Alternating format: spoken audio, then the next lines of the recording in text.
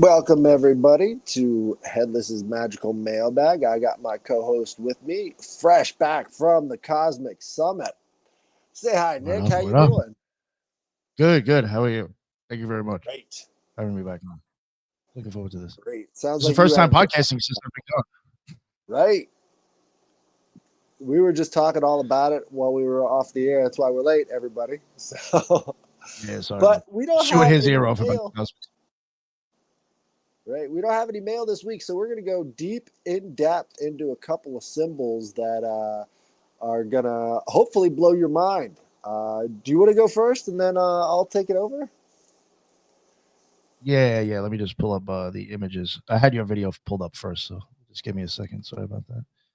All right. So, Yeah, I go ahead.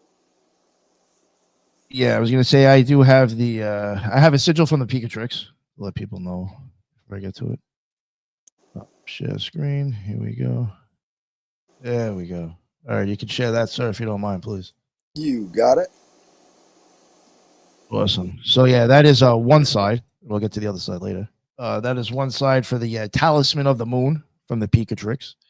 Again, it's from the Picatrix, and that is a 10th to 11th century supposedly grimoire on astrological and talismanic magic, which was later translated into Latin in the 13th century.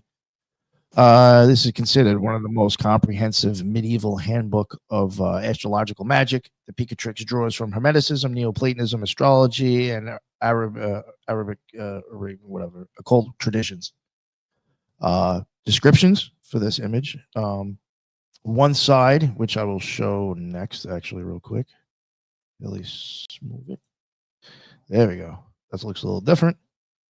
One side, this depicts a man with a bird's head leaning on a staff, holding a blossoming tree, an iconic icon from Moon Talismans in the Picatrix. And then the next side will be the seal, surrounded by the grand planetary seal of Luna. Has geometric curves combined with celestial symbols and lunar glyphs. This image that I'm going to show you now, switch back to. Even when you look up the planetary sigil for the moon, like with the gripper and the magical squares, it even looks like that too. So, it does come from that as well, I guess, or they share that same idea. A description. This in the text, the Picatrix, Book 2, Chapter 10, details this image and lunar seal for talismanic creation. It's further mentioned in Book 4, tying specific lunar mansions to outcomes. This would normally be for like good things. Other primary purposes and uses, the primary intention it guides the wearer to hidden knowledge, dream insights, protection, well-being, and good fortune, especially on journeys. To make it created at the correct lunar hour during the moon's exaltation, often in Taurus. And as some people don't know, when it comes to magic, if you want to start making these things each day, obviously there's a planet with it, and then each hour there is an hour for each planet. If you want to get real specific, if you want, you can use incense. They suggest mus, or mastic. Anybody's ever never heard of mastic? It's a little pricey because I think the only place you can really get it from is Greece, but I really love that shit. That shit smells amazing. Use that while reciting invocations to the moon's intelligence ruling spirit. The charm then works passively. Most power comes from timely creation and inscription in the Picatrix. Some notable historical references. Agrippa has mentioned it before. Ficino has used it before, and Ashmole has also. And nowadays, if people tend to use it, they frequently craft these talismans, using them for protection, psychic enhancement, health, and spiritual work. And yeah, and it's made a lot in jewelry. It seems to be one of the ones that you'll see in jewelry a lot. But yeah, I mean, I guess that's really about it on this one. Well, it's a beautiful Something sigil, different. and I gotta tell you, your work on Ficino was amazing. So if you guys haven't Oh, seen that thank you. yet, definitely check that out. That is phenomenal work. I think you really nailed the spirit of what he was trying to go for in sort of bringing back all of this, Neoplatonism to the Enlightenment. You know, that's a huge accomplishment. And a lot of people try to Yeah, no, downplay I the think he Enlightenment, but you know, I mean, basically, this is the guy that told people, "Hey, it's okay to read," because you know, for a long time, it was not okay to read in Europe, and they were failing because of it. And he's like, "No, guys, it's okay to read this stuff. This is really good. I'm going to translate it for you." And so it took off. Everybody was. started reading Ficino, and it was just, you know, it was game on in Europe. I mean, it was like 1,000 years of darkness until that guy. So, and that was all occultism too, people. You know. Yeah, yeah, yeah. It's interesting how some of this stuff has carried on into like religion, and people don't even realize it came from an alchemist / occultist. You know, so it's yeah. I think he's a very interesting character for people to learn about. So go check it out if you haven't. Thank you, Headless. Oh yeah, no. All right. To go back into it a little bit, wasn't your interview with that guy with the awesome name who was under Manly P. Hall? He was talking about Ficino Oh, too. Randall Call No. He was on your under show Manly with. P. Hole. Yeah, he was directly under him doing Oh, the. Ronnie Pontiac.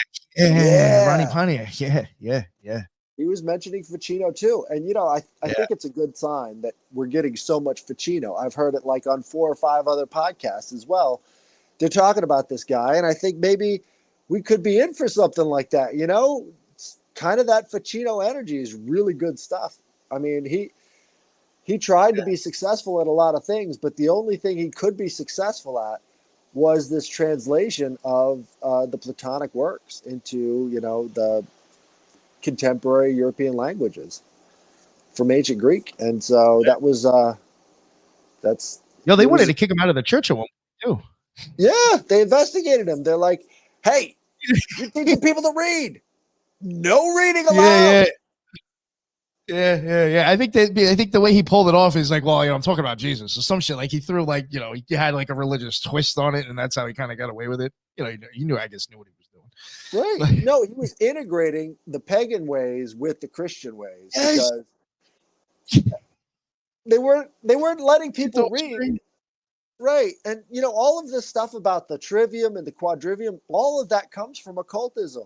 You know, all of the ways of learning came up through this Greek style of occultism. And, you know, people just don't realize it, but that's how we ascended to where we were at in the industrial age. And it's like keeping a lid on that stuff, you know, really does affect humanity after a long period of time. And I think we're seeing the results of that now, you know, what we're living through with, you know, all this war fever and people just being sucked right back into it. They have no critical thinking skills. It's just like Trump says it, therefore it's good. We got to get out of that Yeah. mode. So But I wanted even to go. go ahead. No. Go ahead. I was just gonna say real quick, just to even, I guess, promote the next solo one that comes out will be Jacob Boehm, and then after that, I should have Tycho Brahe. Oh, that's going to be good. Tycho was a Yeah, I don't think a madman. lot of people really know. Yo, right? I don't think most people know that about it or even know the guy exists. And it's like, yo, that guy, basically, other people kind of pimped out his work. Right. You know what I'm saying? And his Yo, but personal life was something else too. He had his nose chopped off in a duel. Yeah, I put that in there. I got that in there. Yeah. Yeah, he found out later on that I think he was born with like a stillborn twin, and like he wrote a poem about that shit and stuff. He definitely, he even married like a commoner, but had to do it in a fucked up way because he was like, no, I'm sorry, I'm not marrying somebody of my class just because I have to. I love this woman, and she's not fucking whatever. And he did some other way that made them legally married. Right. He definitely had an interesting life, and it didn't live too long either. Right. His calculations survived to this day. Like he was that accurate with his observations of the stars and the planets and He stuff. was anal with that shit. He was saying that, we could be so much more specific. He started building his own shit because he was like, this isn't specific enough. Right. The guy was crazy, but he was on something. Again, it's another one of these characters that just gets no attention because when you look at Tycho Brahe's stuff and his model of the universe, he was mathematically 100% correct, even more so than our current heliocentric model. people go back to his work to actually calculate where the planets are because their model doesn't necessarily fully comprehend the mathematics like he did. Tell me that's not weird, you know? I mean, Yeah. we get a lot of lies from NASA and these cosmologists. And if you go back to people like Tycho Brahe and Ficino, you start to learn about what it was before this kind of blob. Well, no, there was a lot of that going on in Rome too. There was a lot of bureaucracy blob shit happening before Christianity, but it seems like Christianity kind of just systematized it and pushed it in everybody's faces all the time. Which brings me to my next symbol. Yeah. All right. This right here is something else. I looked this up when I was going through more Carthaginian art. This is a mosaic from the early Christian period in Carthage. Can I ask you, what do you see there, Nick? It's a lot of shit. I mean, believe it or not, I don't know why I think those two birds and the cross might be like, it almost reminds me of eyes. But I mean the cross donkey. You know, and then that I don't know why that makes me think of the Democrat Party right away. I mean, there's a lot of symbolism, I think, in here, actually. I don't know if there's anything specific. It's I deceptively would even say like the simple. things on the side. Oh yeah, that is true. Yeah, but I think there's actually some deep shit in here. But it does look very just like artwork, just blah art stuff. Right. Kind of I do like it though. faded look with all the tiles, right? It's not necessarily vibrant, but what we're seeing here, I think, blows the lid off of what was happening with early Christianity. And what we see here is the two donkeys underneath the cross, right? So there's something very strange about these donkeys' faces. They're not really donkey faces, right? They kind of look like anteaters, which is the They exact also look like that triple glyph. balls. This is the exact glyph for Set, the Egyptian devil. And Set was something interesting when it comes to Christianity because Seth in Greek is Set. And Seth is the third son of Adam and Eve. This is the one who has the line of Set. So everybody coming from the line of Set are Setian, right? They're from Seth.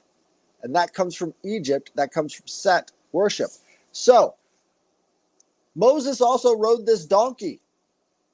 And in the Temple of Solomon, during the reign of Antiochus Epiphanes, he raided that temple, and there was a massive golden donkey head inside of the temple that they were worshiping. So Moses, donkey, Set, all comes from Egypt, all comes from Set worship. Now, who was this guy Set? He was the guy who chopped Osiris up in tiny little pieces. He was the Egyptian form of the devil or the bad guy. He was doing horrible things to his brother and Isis. And so he was also the god of foreigners and storms, right? And the Carthaginians had a extensive relationship with the Egyptians. They knew everything Egypt did. They were very, very integral to Egyptian success because Egypt was the breadbasket for the rest of the Mediterranean. So how did they ship all their wheat? Through the Carthaginians. The Carthaginians and the Egyptians had a long period of cultural exchange into the time period of the writing of the Septuagint, which has, again, the Set motif.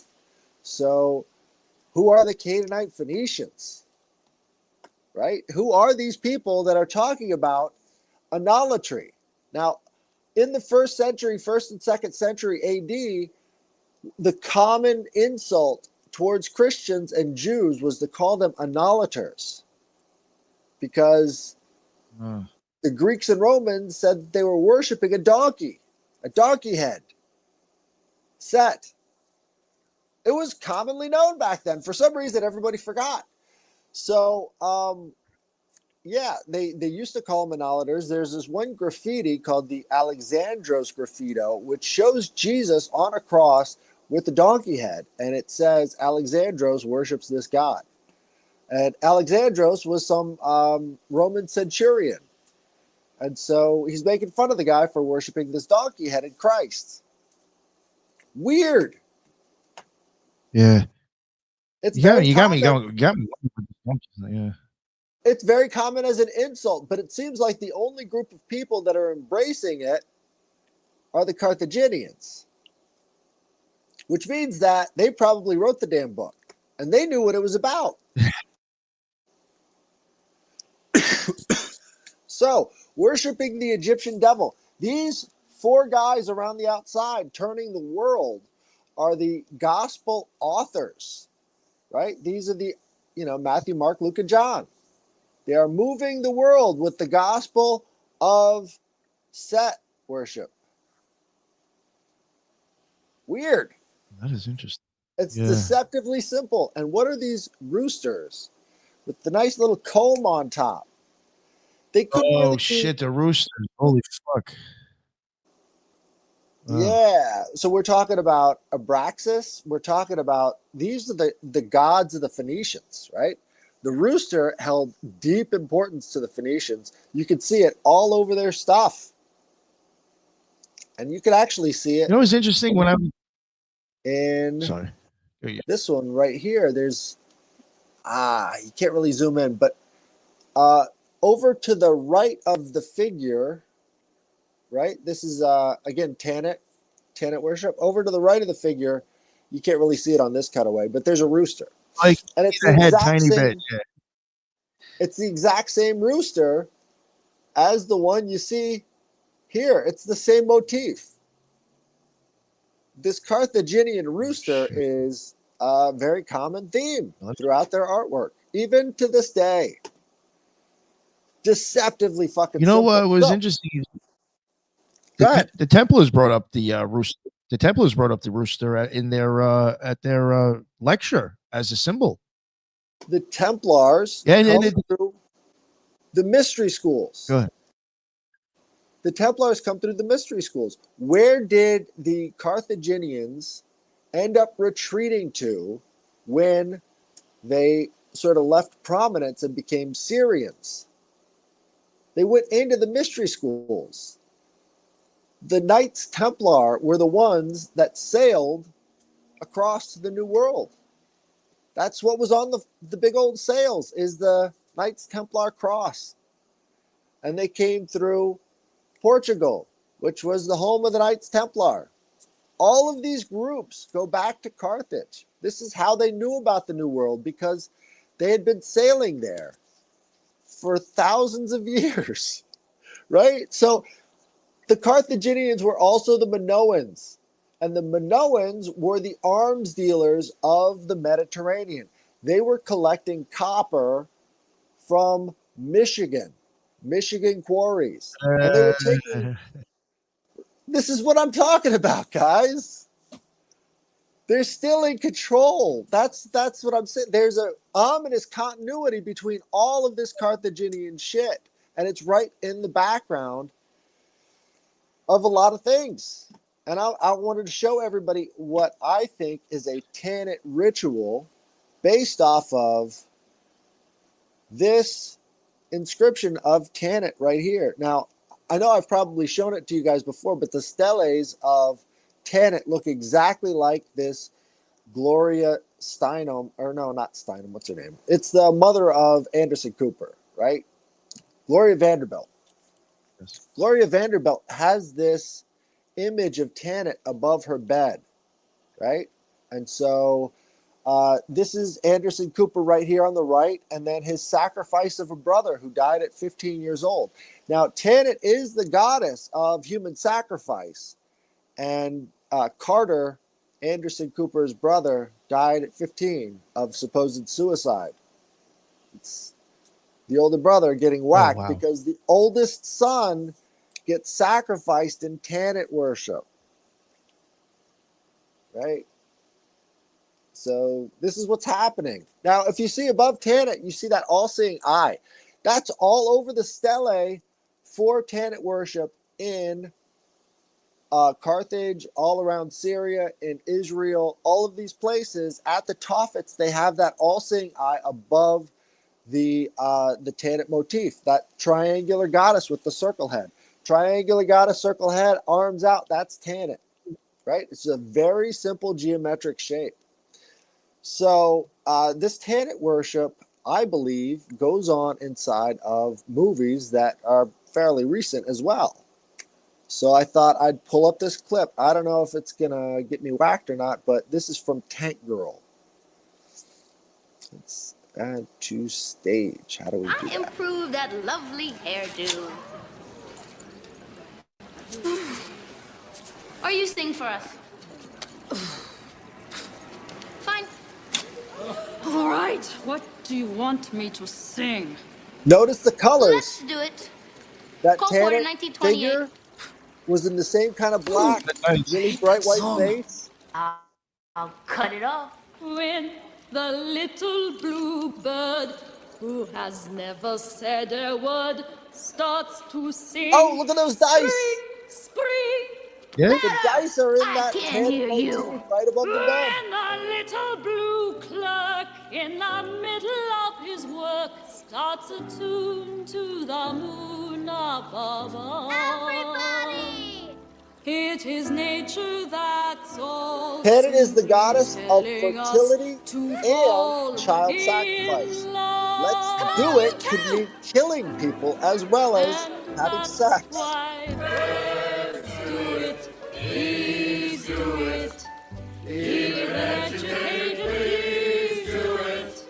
Let's do it!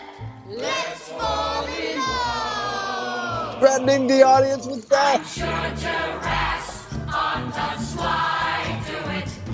Heavy at the bottom, I do it. Let's do it. Let's fall in love. They say that upper crust ladies do it. When Oh, looks like a kidnap victim. Mouth taped shut. Why don't we do it? Don't you have the guts? Penguins and Oh, a little castration there.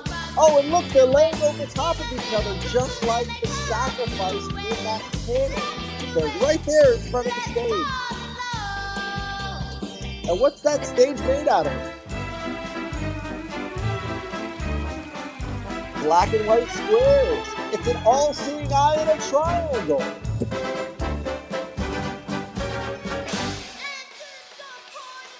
What the hell is that? Sounds like Cole Porter to me, sir.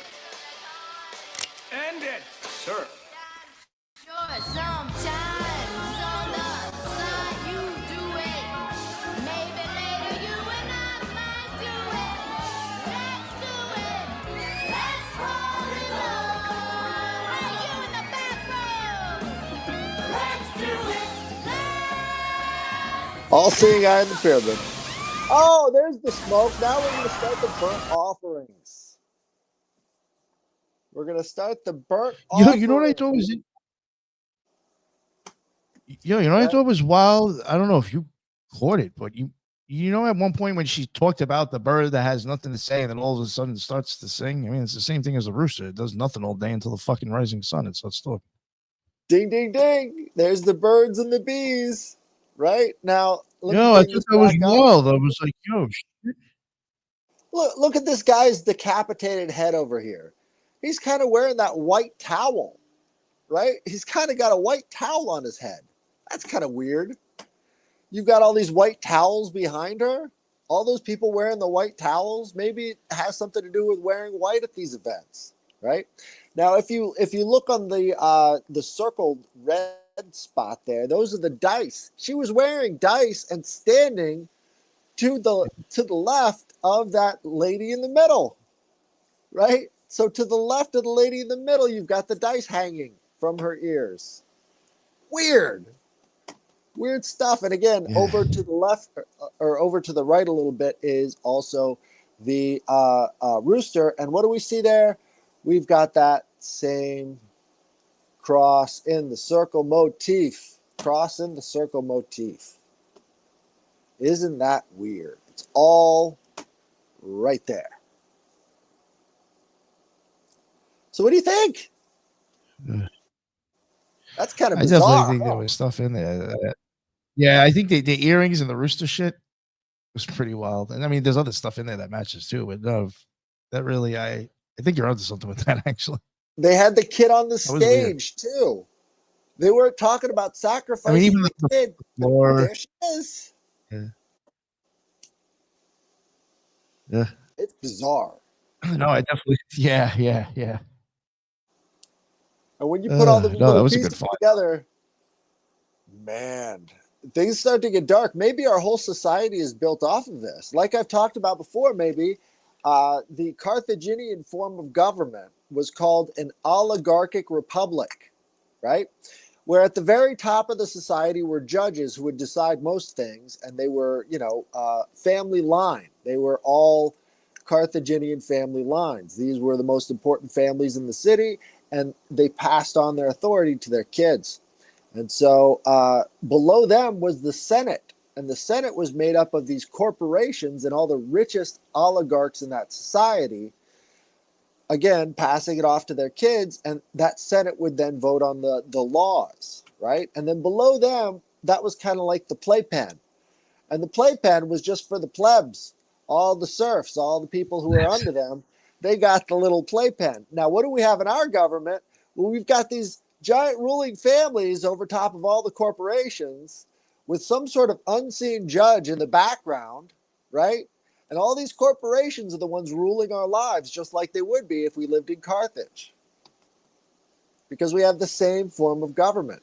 And again, when we talk about the Society of the Cincinnati, that's the family lineage that's ruling this country, just like they did in the Oligarchic Republic of Carthage. It's strange, the parallels. And who could deny we live in an oligarchy now? Another interesting part is the what's the predecessor to the CIA and OSS? What was our intelligence agency du jour before that? Naval intelligence.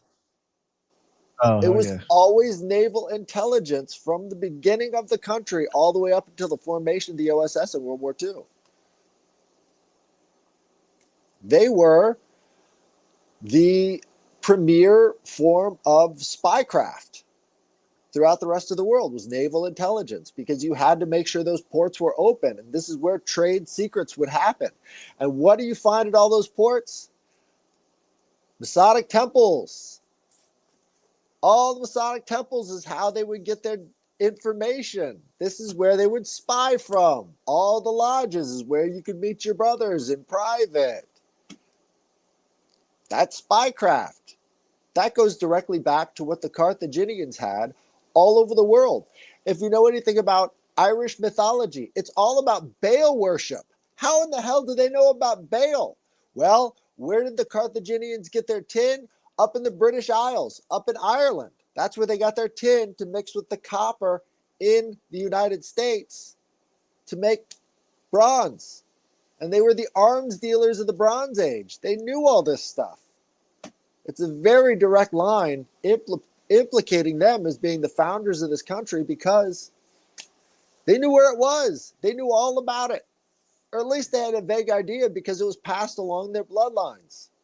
And we don't have access to that kind of knowledge, but they do.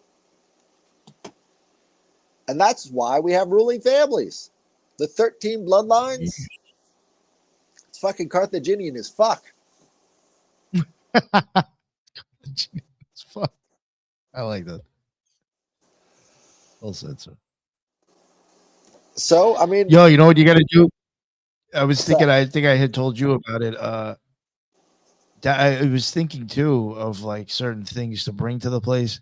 And I know this is like a year from now, and who knows if they even do another one. But I know I was telling you that if they do another Cosmic Summit, for the cost to have a booth for the 3 days, and then to bring people, add on the price to bring people, it actually makes it real cheap to fucking get there. And then you can promote your shit. I was trying to think of certain things, if you could make it or whatever, just have certain things like of topics for people to be told about when they came to the booth, besides magic. And I was even thinking, I was like, this might be a good one to tell people about there. And I was like, Headless would be the man for that. Dude, the more eyes we can get on this Carthaginian stuff, I mean, I'm not making it up. You can see for yourself. Oh, no, All of yeah. these things have an ominous continuity. The more eyes we can get on it, dude, we could unravel this thing, because just the small bits that take you outside the mainstream on this thing. Nobody thinks about Carthage. Nobody thinks about the Punic Wars. All of that stuff is over, but they never ask the question, what happened to these people? Where did they go? What did they do? Somehow, the guys who gave us our alphabet and explored the new world just suddenly disappeared. They were the richest motherfuckers in all of the Middle East. Like, these were the sellers of purple. They were the sole place that you could get that color. And all of the royals came and paid whatever they charged. That's a lot of gold. Yeah. That's a lot of knowledge, too. And I think they kept it, you know? I mean, they were the ones closest to these libraries. They were the ones always trading in secrets. That's why at Alexandria you had the library right at the port, is because any books, any scrolls that were on board had to be copied at the Library of Alexandria before they could be shipped anywhere. It was a requirement. That's where they collected all the knowledge, again, through naval intelligence. And Carthage had this awesome port, right? They had these high walls on the outside of the port so that you couldn't see in to see what they were loading or unloading on these triremes. They had this whole idea of naval intelligence on lock thousands of years ago. These people were fucking smart. And they don't get enough credit because they became the elites everywhere, you know? I mean, we don't think about it like that, but that's what's going on right now. And they invented Christianity, unfortunately, if that's your thing. But they also invented all of the pagan religions, too. They spread that Baal worship all over Ireland. You know, that can't be really denied. Baal in Ireland, all the Baal worship came through the Carthaginian. All the Baal worship that happened in Spain came through Carthage. It was a Spanish, before it was, it belonged to the Visigoths. It was the Carthaginians. They owned that little peninsula. This is why they came over to the New World through Spain. You know, Spain and Portugal already knew this stuff. They were Carthaginians. But what do you think? Should we wrap it there? Yeah. I think that actually went very, very well. That was really good. People even said in the chat, somebody says, even go without the mail. It's well done today. Well, thank you. Yeah. If you guys have any stories, again, send them to the mailbag, headlessgiantpodcast@gmail.com, and we will definitely talk about those. But if you guys like the Carthage thing, I could probably make it a series, because there's just so much information about it, and it's like each little bit fits together with the other stuff. Yeah, that is a deep topic on its own, for sure. Right. And I haven't even gotten into the Babylonian side of Carthage, because Carthage, or the Canaanite Phoenicians, were taken over by the Neo-Syrians at the same time that the Jews were. That's why they were writing about it the same way. But basically, like, if you look at their artwork, you can see that they adopted the eye shape from the Sumerians. So I think what they're indicating in all of these different works of art that look really simple but have really deep meaning is all of the different motifs that they're absorbing from all of these cultures around them. You know, you see the Egyptian influence in that cross. You see that cross again on this Gloria Vanderbilt shadow box. It's so strange, this ominous continuity between all these things, you know. Who could have figured? Oh, yes. But tune in on Sunday. Do you have anything coming up, Nick? I think July 1st. Do I have somebody this? I think I might have somebody this weekend, to tell you the truth, but I can't. Oh, yeah. I got somebody, Domino, coming on Saturday, but that's for herbal stuff. But July 1st, I know I told you about it. I'm assuming you can make it earlier. We got a kid coming on that I met from the summit that is this kid's fucking smart as shit. And he was kind of hanging out with Ashton Forbes the whole time. It was like part of his little Ashton Forbes had an entourage of like nerdy kids with them at this summit. It was actually pretty cool to listen to them like talk and debate and shit. I was like, holy fuck. I was like, yo, this is amazing. These kids are young. He's gonna come on and present some shit with free energy and electric and some weird shit. He's gonna make slides and he's got a presentation. So July 1st, we'll be doing that. Awesome. Well, that should be fun. if you guys tune in on Sunday, we're going to have another trialogue. Ethan said he's back. So that's going to be new trialogue coming out on Sunday. Yeah. Nice. That is awesome. Yeah. He was coming on Saturday. So, yeah, that's awesome that he's going on. Good. Awesome. Yeah, it's going to be great to have Ethan back. I'm sure he's had a rough time. If you guys could, send your wishes along, that would be great. So, if you guys will join me next time, I'll see you then. Bye. Later.